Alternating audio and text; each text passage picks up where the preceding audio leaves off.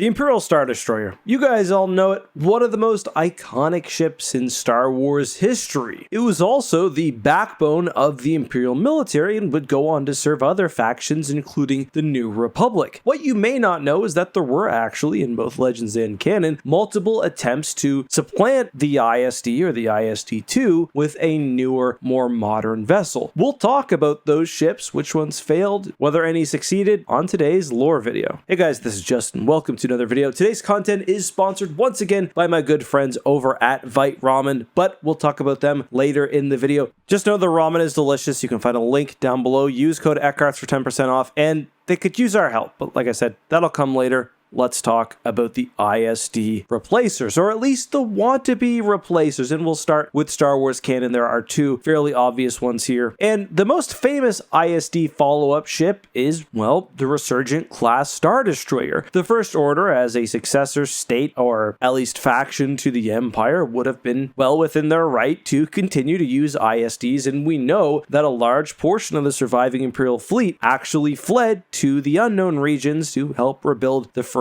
Order. According to Before the Awakening, the First Order actually did have some ISDs still in service, although many would have been broken down and used to create new ships, including, of course, the Resurgent class Star Destroyer, their primary warship. I said the Resurgent is the most famous ISD follow-up because, well, it was in 3 movies, but it was arguably also the most successful ship in that it learned the lessons of the ISD and improved on essentially every aspect, something we don't regularly see. In fact, there aren't many cases where you can point to a Resurgent class Star Destroyer being destroyed in typical ship-to-ship combats. The Resurgent, at just short of 3 kilometers long, was almost twice as long as the ISD, and I think just generally had an even more menacing build. It's honestly one of my favorite aspects of the sequel trilogy. The previously overexposed bridge and command tower has been made more squat and protected by dedicated point defense cannons.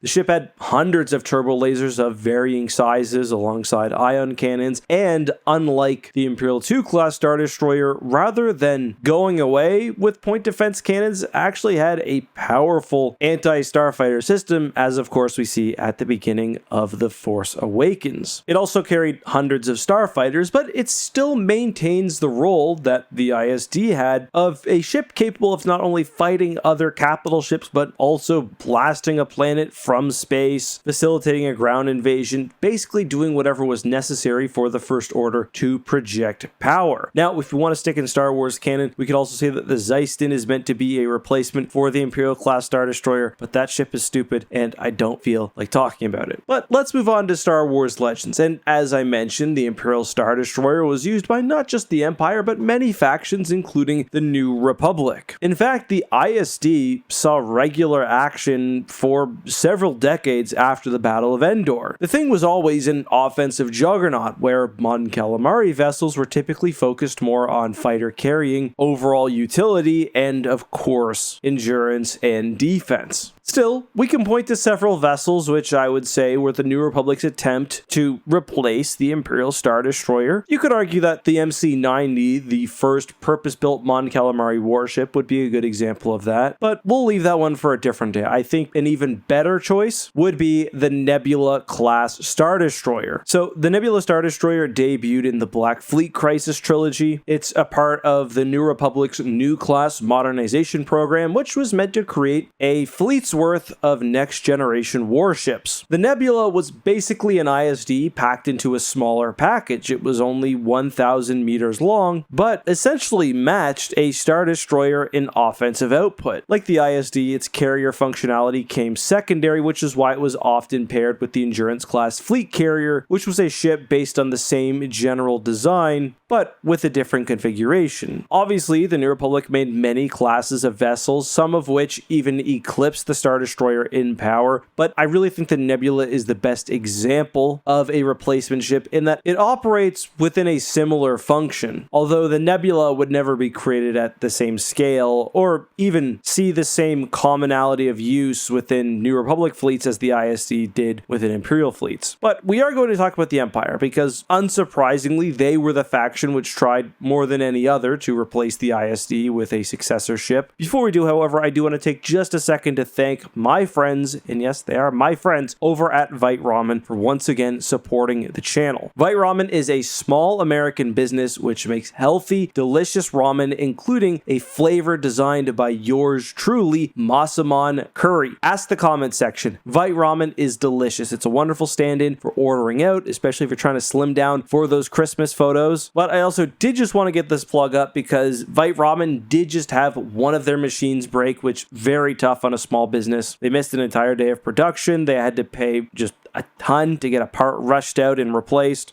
I've retweeted a post they put out which kind of described the situation. You can find it on my Twitter. Now, I'm not at all trying to guilt trip you. If you weren't interested, just ignore it. But if you have been considering ordering some Vite Ramen, now would be a great time. As always, you can find the link down in the description. Use code Eckarts for 10% off and some goodies. But let's continue talking about successor Star Destroyers. And I think it makes sense to go through this somewhat chronologically. The Empire's first attempt at replacing the ISD was certainly their boldest, and that was in Palpatine's Dark Empire. The Dark Empire was meant to take the Galactic Empire to a universal scale. Palpatine wanted to move between galaxies, conquering all that stood before him, so his new ship of the line was meant to be the Sovereign class Dreadnought. The Sovereign was essentially a slightly smaller, less massive version of the Eclipse Superstar Destroyer. It would have been armed with a small super laser, but despite its size, writings like the Dark Empire sourcebook confirm that the Sovereign was meant to take the role of the ISD as the main ship within the Dark Empire's navy. That didn't work out, and for a long time, the Imperial Remnant factions would essentially keep using the ISD. I'd say where the next successor ship popped up was probably during the Dark Nest crisis, where we learn of the Turbulent class, including Pelion's flagship, the Bloodfin. Unfortunately, we don't learn a lot about not just the Turbulent, but a few of the ships I'm going to mention later on. But like the Nebula, the Turbulent seemed to be an effort to take what made the Star Destroyer great and put it into an even more small, efficient form. You probably saw some of the same improvements as you did on the Nebula with a more smartly designed hull, better point defense systems, etc., etc. The most widespread final replacement of the ISD, however, would come with the Pelion class of the Legacy era. Now, one thing you need to understand, and this is well described by the Essential Guide to Warfare, is that in this era, factions were moving away from large capital ships being extremely common and things like dreadnoughts also existing to fleets made up of small, more flexible ships. Still, there was the Pelion class Star Destroyer. It was larger than an ISD, it was better armed. I sort of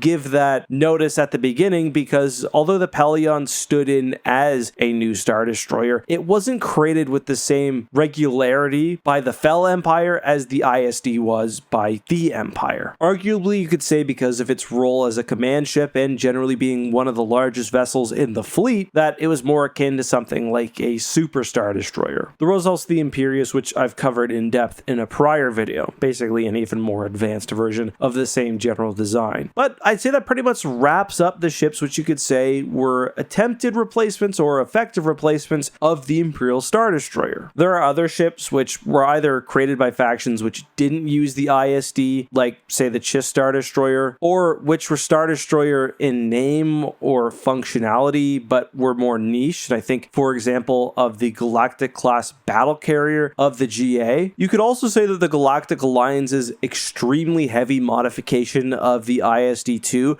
producing ships like the Anakin Solo, the Mon Mothma, or the Elagos Akla, were so different and advanced that they essentially constituted a new class of ISD. And you know what? I'm open for that argument as well. But they were created in relatively limited numbers. The last thing I'll mention is that there are several Star Destroyer types in Legends, which we just don't know a whole lot about. What's the Rejuvenator class Star Destroyer? I don't know. What's the Republic Star Destroyer? It's complicated. But that's all I've got today. Once again, massive thank you to Vite Ramen for always supporting the content. Link down below. Use code Eckarts for 10% off. But I will see you guys next time. May the Force be with you.